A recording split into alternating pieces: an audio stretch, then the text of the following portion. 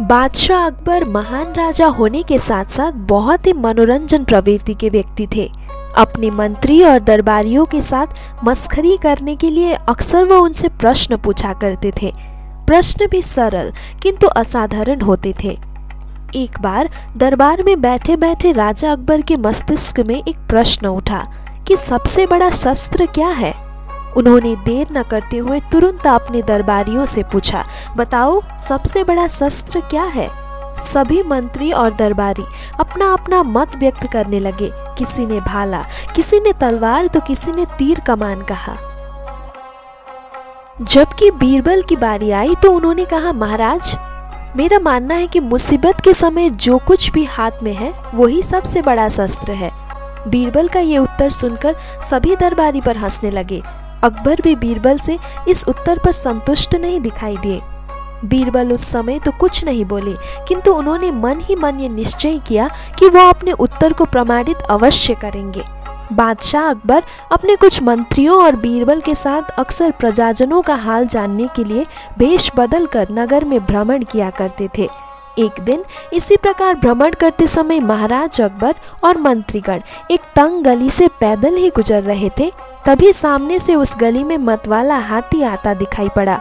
ये देखकर सभी घबरा उठे और अपने शस्त्र निकाल लिए, किंतु मतवाला हाथी के सामने किसी की नहीं चली। वो तो अपने धुन में आगे ही बढ़ता चला आ रहा था।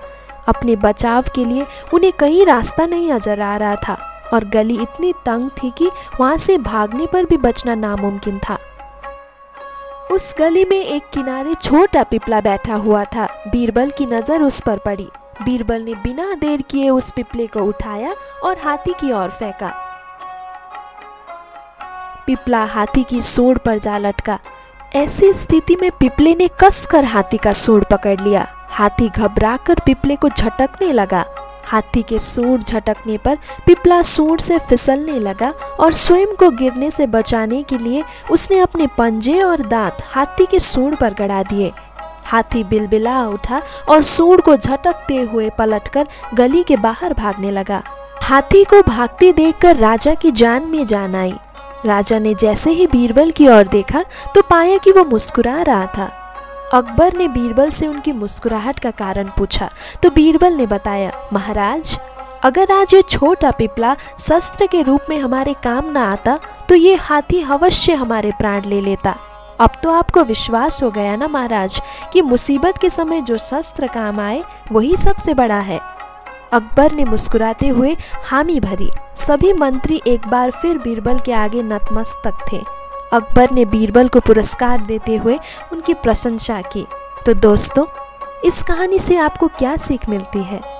मुसीबत के समय अपने बचाव के लिए किया गया कोई भी कार्य छोटा बड़ा नहीं होता। जिस कार्य से समस्या टल जाए वही सबसे बड़ा शस्त्र है।